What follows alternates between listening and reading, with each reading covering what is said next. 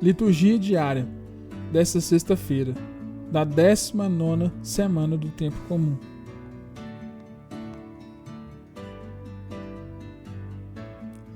Primeira leitura. Ezequiel 16, 1 a 15, 60 e 63. Leitura da profecia de Ezequiel. A palavra do Senhor foi-me dirigida nestes termos: Filho do homem, mostra a Jerusalém suas abominações. Dirás: assim fala o Senhor Deus a Jerusalém: por tua origem e nascimento és do país de Canaã. Teu pai era um amorreu e tua mãe uma hitita. E como foi o teu nascimento? Quando nascestes, não te cortaram o cordão umbilical? Não fostes banhada em água, nem esfregada com salmoura, nem envolvida em faixas?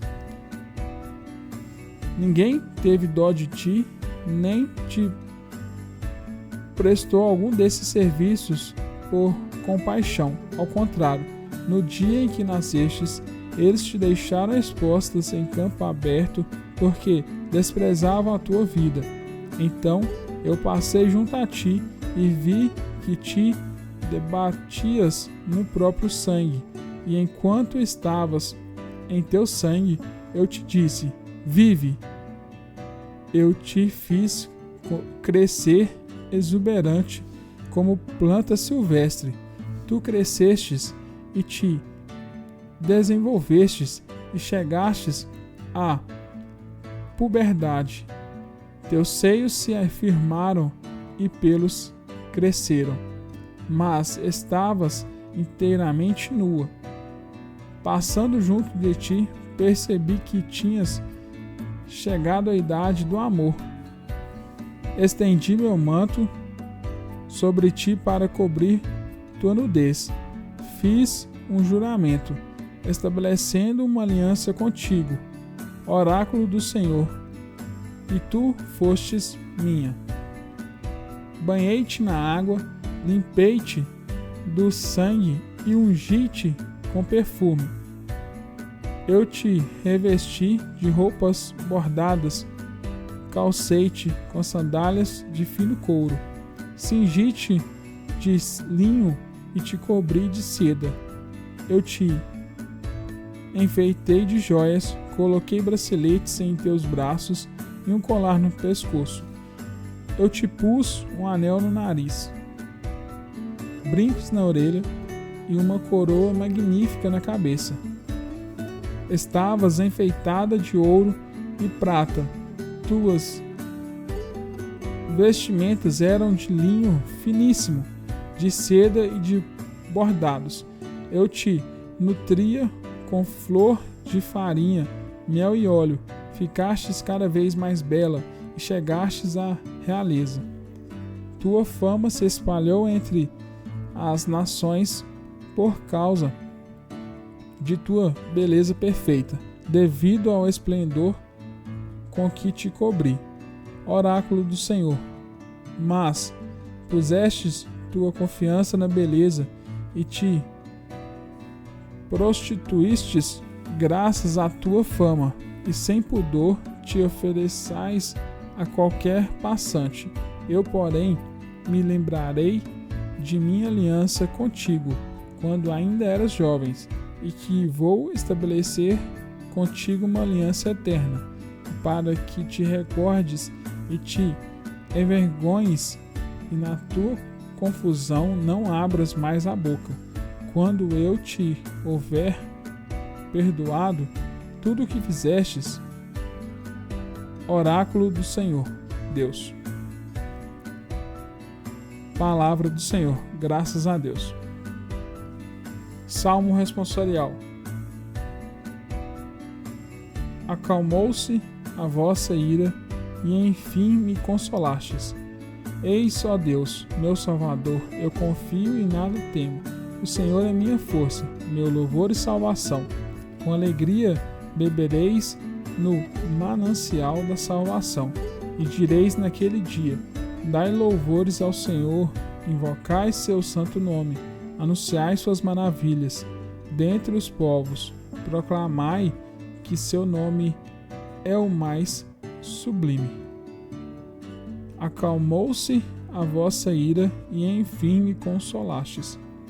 Louvai combatendo ao nosso Deus, que fez prodígios e portentos. Publicai em toda a terra suas grandes maravilhas. Exaltai, cantando alegres, habitantes de Sião, porque é grande em vosso meio o Deus Santo de Israel. Acalmou-se a vossa ira e enfim me consolastes.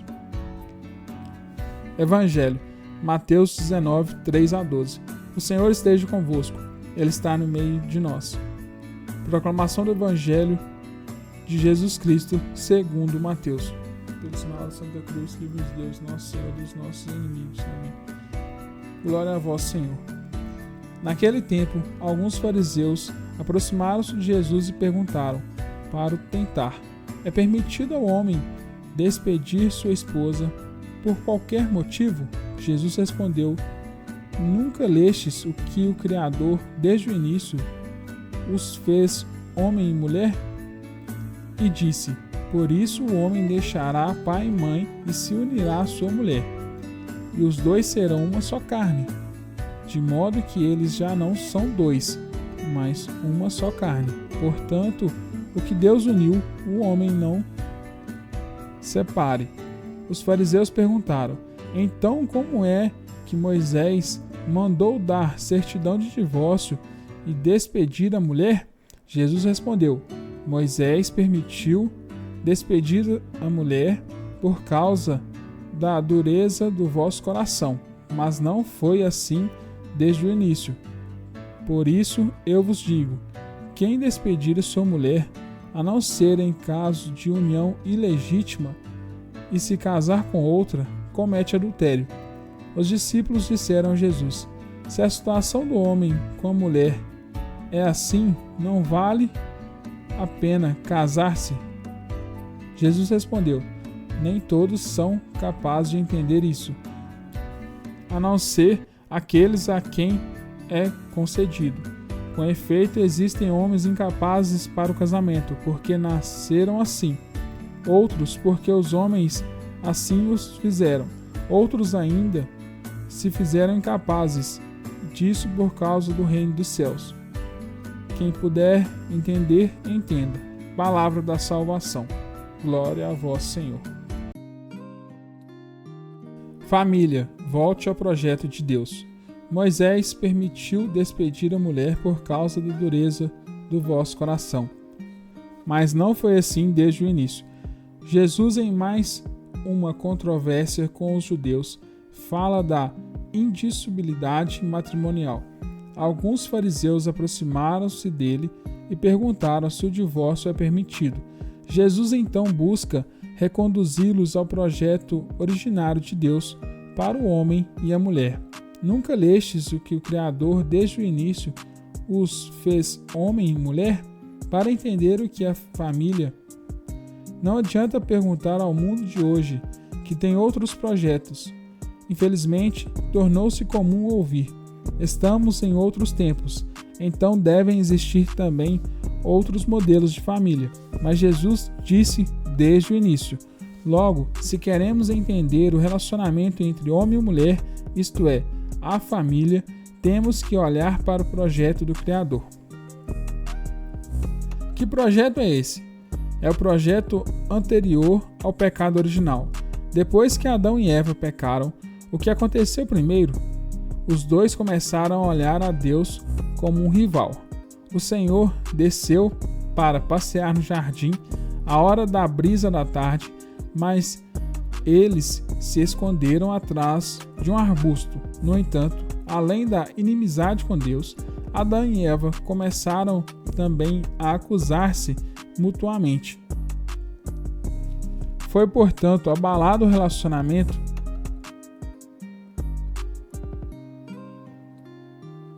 entre homem e mulher. Ali começaram as dificuldades da família. são o fruto moral do pecado, assim como o primeiro fratricídio perpetrado por um dos frutos físicos do primeiro casal. De fato, é impressionante recordar que o primeiro homem morto não morreu velho em seu leito, mas assassinado pelas mãos do próprio irmão.